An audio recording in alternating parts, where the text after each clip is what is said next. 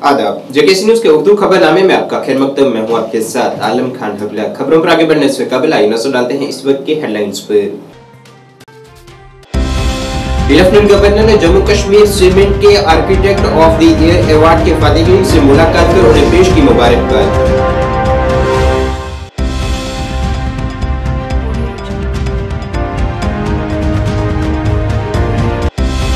DC Anantnag ने दरिया जहलम पर 10 करोड़ रुपए की मालियत के सैलाब से बचाव के कामों का रखा आज संग बुनियाद।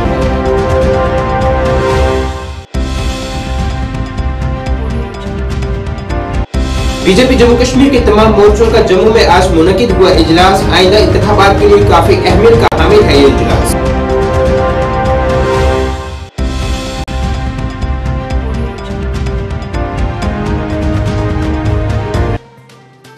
अब खबरें तफसील से।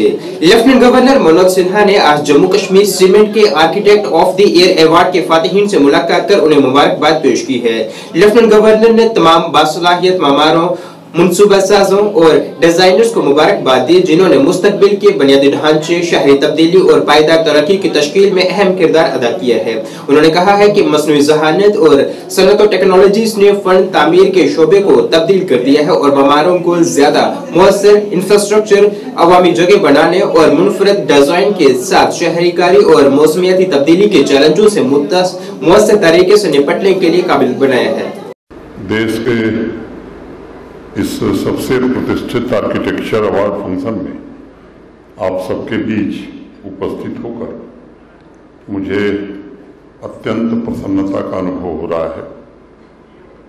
मैं आज इस कार्यक्रम में मौजूद सभी टैलेंटेड आर्किटेक्ट्स, डिज़ाइनर और दूरदर्शी प्लानर्स का अभिनंदन करता हूं और 32वें JK architect of the year award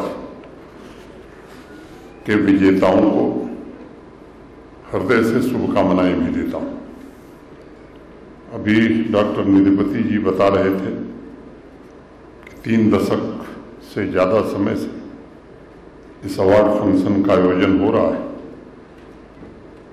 आप में से भी अनेक लोगों ने महसूस किया होगा कि 3 दशक में से पिछले जो 9-10 वर्ष हैं उनका परिवेश हमारे देश में पूरी तरह बदला हुआ है। मुझे विश्वास है कि इस अवार्ड की यात्रा में भी बहुत से साथियों ने उन वर्षों में इंफ्रास्ट्रक्चर प्लानिंग, उसकी डिजाइनिंग, टाउन प्लानिंग और उससे जुड़ी innovative design, dream home for quality living को साक्षात रूप से देखा भी होगा और उन लोगों को सम्मानित भी किया होगा जिन्होंने इस बदलाव एवं राष्ट्र निर्माण में बढ़ चढ़ करके अपनी भूमिका का निर्वहन किया है। मैं उन सभी को हृदय से कृतज्ञता ज्ञापित करता हूं जिन्होंने अपने हुनर से, अपनी कला से, अपने विजन से और विज्ञान से आत्मनिर्भर और आकांक्षी भारत के नींव को मजबूत करने में योगदान दिया है।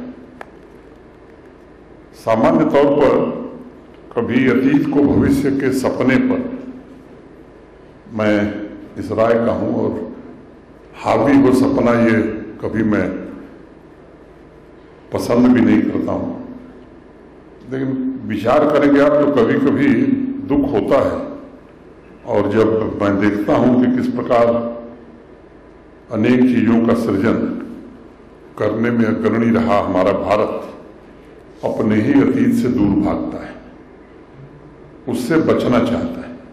ये सच है कि अतीत में जीना नहीं है हमको, लेकिन अतीत से सीखकर, अतीत से कुछ सूत्रों को ग्रहण करके हम बेहतर वर्तमान और भविष्य का निर्माण कर सकते हैं।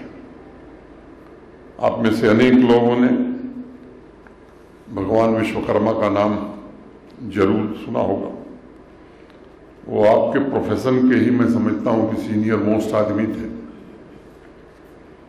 लेकिन आज अगर आर्किटेक्चर का वैश्विक इतिहास हम पढ़ते हैं तो उसमें भगवान विश्वकर्मा का कहीं जिक्र नहीं मिलता है। वैश्विक इतिहास कहता है कि शब्द और कला का ओरिजिन ग्रीक में हुआ और बाद में 15वीं शताब्दी में यूरोपियन आर्किटेक्ट ने इसे प्रोफेशनल स्वरूप दिया। स्वाभाविक रूप से मेरे जैसे व्यक्ति के मन में सवाल ये उठना स्वाभाविक है कि फिर विश्वकर्मा कौन थे, जिनका जिक्र करते हुए महाभारत में लिखा गया है कि वह सभी कलाओं के स्वामी और सबसे प्रतिष्ठित निर्माता थे और जिनकी पूजा देवता भी करते थे। ऋग्वेद में हमारे यहाँ कहा गया है कि बिल्डिंग बनाने वाला विश्वकर्मा का ही स्वरूप है और उसकी जो क्रिएटिव पावर है वह धरती और स्वर्ग की शक्ति के संयोजन से बनी है। बीजेपी जम्मू कश्मीर के तमाम मोर्चों का आज जम्मू में इजलास मुनक्किद हुए है, जिसकी क़यादत बीजेपी यूटी सदर रविंदर रैना ने की है। पार्टी रहनुमाओं और कारकुनान से खिताब करते हुए रविंदर रैना ने तमाम मोर्चों का शुक्रिया अदा किया है, जो कि जम्मू कश्मीर के कोने कोने तक जमात के ख्यालात को पहुंचाकर जमात को जमीनी सतह पर मजबूती फराहम कर रहे हैं। ये इजलास आइंदा पार्लिमानी इंतखाबात के पेश नजर काफी अहमियत का हामिल माना जा रहा है। मैं मान के चलता हूँ कि ओबीसी मोर्चे के साथ साथ सब मोर्चे इसके अंदर काम कर 18 ट्रेड ऐसे हैं जिनको लेकर माननीय प्रधानमंत्री जी ने कहा योजना जो है होती है, रजिस्ट्रेशन होनी है, ट्रेनिंग करेंगे, उनको एक किट मिलेगी 15,000 रुपए की मुफ्त किट मिलेगी काम करने के लिए और 1 लाख रुपया % इंटरेस्ट के लिए और उसके बाद 2 लाख रुपया और मिलेगा। इस योजना को 3 के अंग है। फिर एक बार प्रदेश के अध्यक्ष आदरणीय रविंदर रैना जी से मंच पे आए और हम सबको संबोधित करें। आदरणीय रविंदर रैना जी की भारत माता की, Bharatiya Janata party, Bharatiya Janata party, Bharatiya Janata party.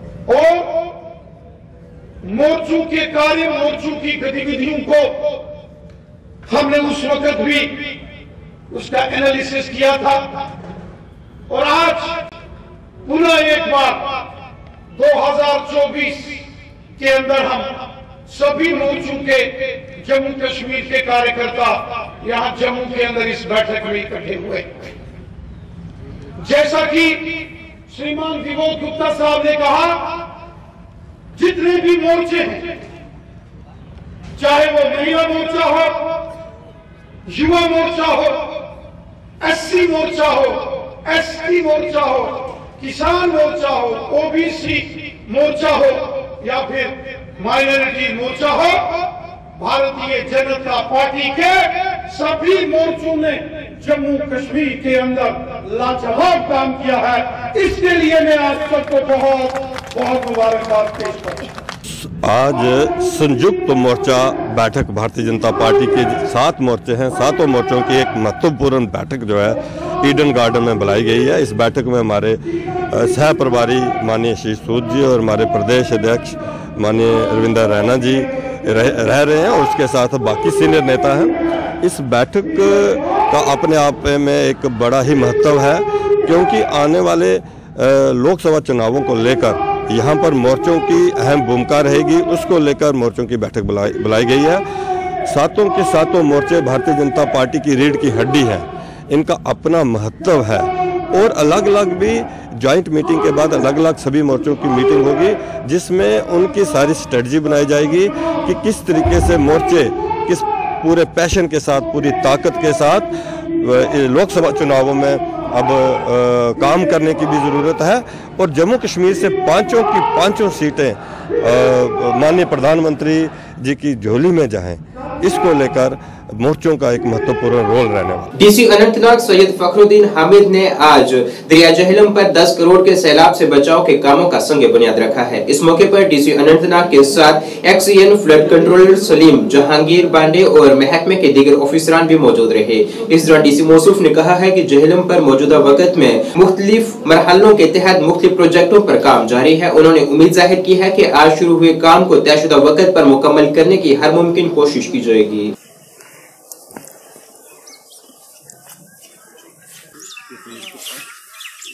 यहाँ पे हमारे वो मिलते हुए नजर आ रहे हैं। छोटे बच्चे भी जिला के तरक्कियात यहाँ पे जमा हुई है। जिला के तरक्कियात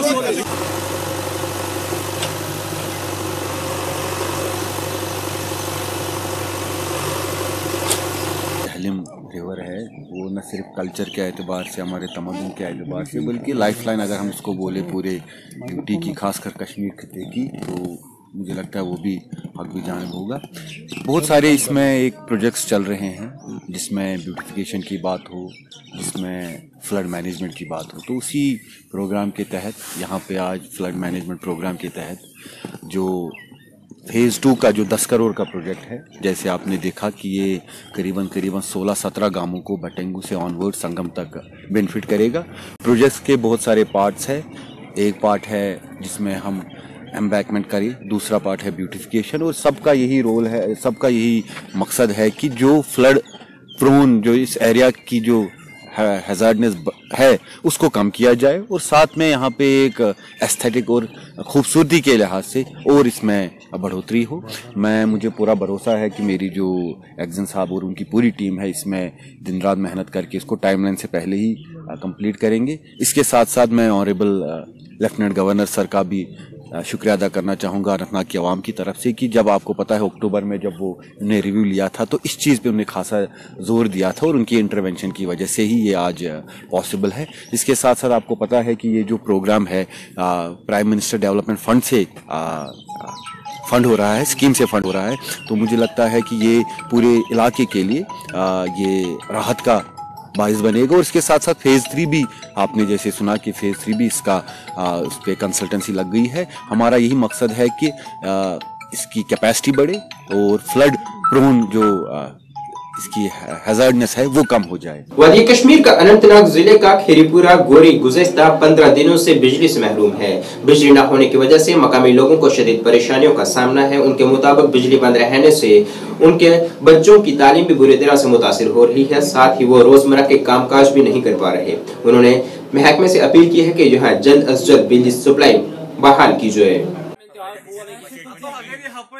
मैं गुरी खीरीपुरा का रहने वाला हूँ। हमारे यहाँ बहुत मुश्किलात है पावर के। पिछले 15 दिनों से हमारे यहाँ पावर नहीं है। मैं मनोज सेना और डीसी से अपील करता हूँ कि हमें इस बहरान से बचाए। पिछले 15 दिनों से बिल्कुल हमारे यहाँ पावर नहीं है। हमने 2 ट्रांसफार्मर लाए 15 दिनों से, वो 5-10 मिनट भी नहीं चल रहे हैं सर।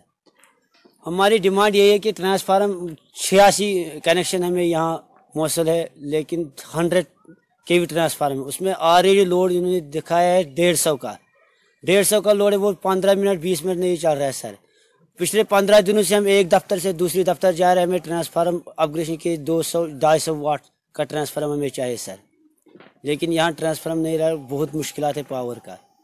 तो तार वो देखो सर, आप यहाँ दिखाए तार जो है वो भी खस्ता हाल है, पोल भी खस्ता हाल है।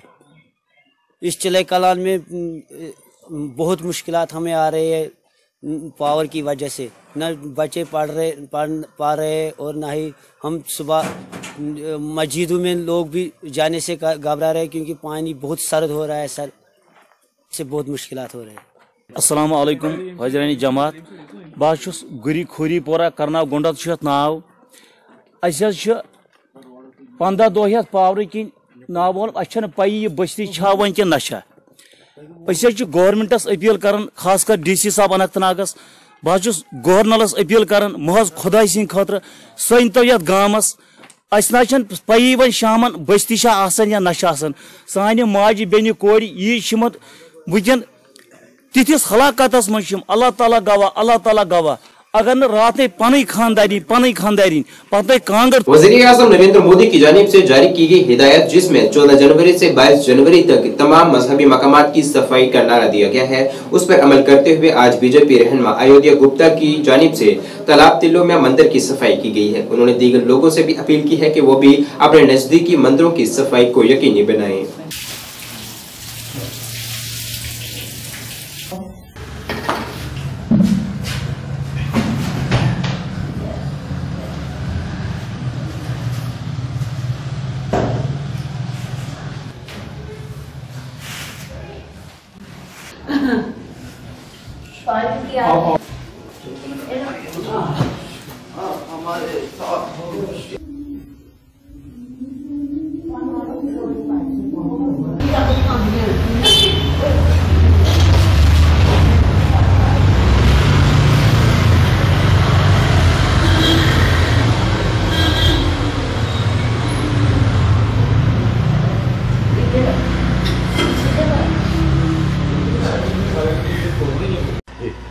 आज लॉर्ड शिवा मंदिर पटेल नगर गली नंबर 15 में आज जहाँ पे सफाई अभियान किया है, जिस तरह से नरेंद्र भाई मोदी जी ने आह्वान किया है कि 22 तारीख तक हमने हर मंदिर में सफाई करनी है। सफाई तो हमें हमेशा ही करनी चाहिए, क्योंकि नरेंद्र भाई मोदी जी का एक नारा है, स्वच्छता ही सेवा है। उसी की एक कड़ी में हम सब लोग आज जहाँ पे इकट्ठे हुए हैं। मेरे साथ बीना जी, बिक्की जी, कुसुम जी, यहाँ पे आज मिलकर जहाँ पे मंदिर को साफ़ किया है। और मैं तो यही कहूँगा कि हमें हर रोज़ इस मंदिर को साफ़ करना चाहिए, ताकि जब तक हमारे राम जी का वहाँ पे निवास जो है वो शुरू होगा 22 तारीख को, तब से हम लोग सब ये इसी कार्य में लगे रहेंगे। और जय श्री राम सबको, जय श्री राम। मैं सबको यही कहूँगा, हमें अपनी गली, हमें अपना मोहल्ला जो वो भी स्वच्छ रखना चाहिए। सबका एमएलए शक्ति परिहार ने जोधपुर में हल्का पंचायत का दौरा किया है। यहाँ उन्होंने अवाम से इजहार तशक्कुर किया है और अपने बीजेपी साथियों का शुक्रिया अदा किया है। बीजेपी के नायब सदर शक्ति परिहार ने ऐलान किया है कि वो वजीर आजम नरेंद्र मोदी को इख्तियार में वापस लाने के लिए एक और तीसरी कोशिश करेंगे। अपने खिताब के दौरान परिहार ने जोधपुर डिवीजन के अंदर तरक्याती इकदाम पर तबादला ख्याल किया और कम्युनिटी को यकीन दिलाया है कि वो डोडा में 3 सीटें हासिल करने के मकसद के साथ पूरी ताकत के साथ वापस आएंगे। उन्होंने वजीर आजम नरेंद्र मोदी को एक बार फिर से पार्लियामेंट में लाने का अज़म भी दोहराया है। श्री रशपाल जी जिला बहुत बहुत स्वागत है।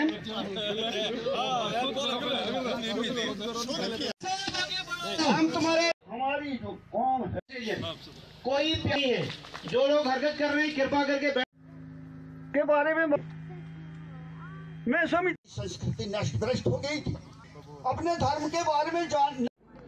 आज यहाँ भाटा जोधपुर में हमारा जो जोधपुर मंडल है उसका कार्यक्रम यहाँ पे था, जो भारतीय जनता पार्टी ने जो अभियान लिया है, बूथ जनसंवाद का अभियान जो भारतीय जनता पार्टी ने लिया है, उस सिलसिले में आज यहाँ पे मेरा आना हुआ। बहुत सारे हमारे भारतीय जनता पार्टी के वरिष्ठ कार्यकर्ता, मंडल की टीम, मैं इनको बधाई दूंगा कि और यहाँ आज बहुत सारे बुज़ुर्ग, नौजवान साथी, खासकर मातृशक्ति, सैकड़ों की तादाद में आज यहाँ पे लोग यहाँ पे इस कार्यक्रम में उपस्थित रहे।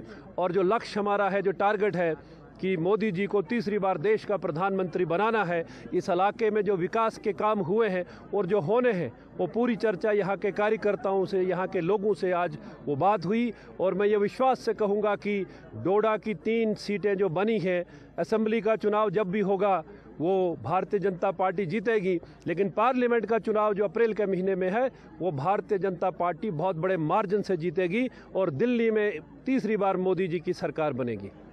सड़क तहफ़्फ़ुज़ माह 2024 के तहत जिला डोडा में एक तकरीब मुनक़िद हुई है। यहाँ डीसी डोडा हरविंदर सिंह ने एक रैली को झंडी दिखाकर रवाना किया है, जिसका मकसद लोगों में सड़क ज़ाब्तों के मुतल्लिक़ लोगों में आगाही पैदा करना है, ताकि सड़क हादसा को रोका जा सके। इस रैली में बड़ी तादाद में मुख्तलिफ स्कूलों के तलबा ने भी शिरकत की है और लोगों से अपील की गई है कि वो सड़क पर गाड़ी चलाते हुए हमेशा ज़ाब्तों का पूरा ख्याल रखें, ताकि वो खुद की और दूसरों की जिंदगी को महफूज रख सकें। जिस दौरान एक अहद भी लोगों को दिलाया गया है।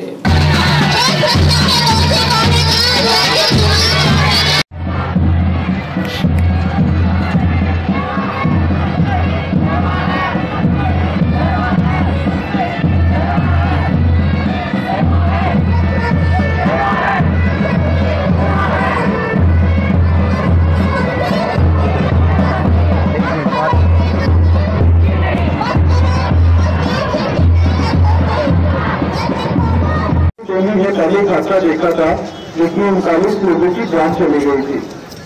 हमारे यहाँ पे जो हमारी ट्रांसपोर्ट यूनियन है वो भी है, आज के बच्चे हैं, हम सब स्टेक होल्डर्स हैं, ताकि हम इंश्योर करें। और इस स्टेक होल्डर है कि मतलब जो रोड सेफ्टी की एक इम्पोर्टेंट प्रक्रिया है, हम सब उसमें अपना अहम भूमिका निभाएं। आप सभी छोटे हो, आप में से किसी का भी ड्राइविंग लाइसेंस है? अभी नहीं है। कल को आप लोगों ने ड्राइविंग लाइसेंस बनाना है, आप लोगों ने अपनी गाड़ियां चलानी है, आप लोग बड़े बड़े अफसर जो बनोगे, आपके ड्राइवर भी होंगे, आप अलग अलग फील्ड में जाओगे, बट जहाँ पे भी जाओगे हमेशा रोड सेफ्टी को अहमियत देना, क्योंकि एक गलती बढ़ते हुए भारी पड़ती है। तो आज जो हम रोड सेफ्टी मना रहे हैं, रोड सेफ्टी मंथ मना रहे हैं, आज 3रा दिन है ये तो सर, आज 5वां दिन है और ये 25 दिन और चलना है। तो कहीं ना कहीं हम आपको पूरे मंच पर इन्वॉल्व करते रहेंगे, बट वो तो हो गया road safety month. But road safety हर दिन की एक प्रक्रिया है और हमें हर दिन जब हम रोड को टच करें, हर दिन हम रोड पे कहीं ना कहीं तो चलते ही है। कहीं ना कहीं हम एक्सपोज होते हैं रेगुलर ट्रैफिक को, रोड पे पेडेस्ट्रियन मूवमेंट को। कहीं ना कहीं हम हर दिन जब रोड पे उतरते हैं तो हमारे पेरेंट्स पीछे से उम्मीद करते हैं कि मेरा बच्चा सेफली घर वापस आए, इसे कोई नुकसान ना हो। तो वो सब तभी पॉसिबल हो पाता है जब हर एक इंसान जिम्मेदारी होता है। तो कहीं ना कहीं आप हमारी एक जो ड्राइविंग फोर्स है वो बने आगे चलकर, ताकि जब आप गाड़ियां चलाएं सबको आप ध्यान रखें। बट आज आपके पेरेंट्स हैं, आपके करीबी हैं, उन सबको आप समझाएं कि रोड सेफ्टी की क्या अहमियत है और कैसे एक छोटा सा हादसा बहुत बड़ी मुसीबत करने के लिए बन पाता है। तो आज मैं यही उम्मीद करूंगा कि ये जो मंथ लॉन्ग एक्टिविटी है उसमें हमें आपका भरपूर साथ मिले, आगे चलते भी हम ऐसे एक्सरसाइज करते रहें।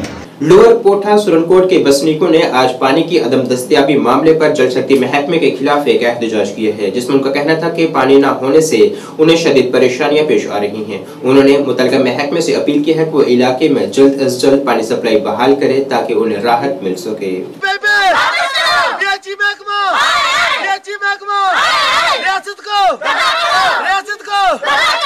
हमारी बेबे, हमारे बेबे, हमारे पानी का, हमारे पानी का, हमारे पानी का।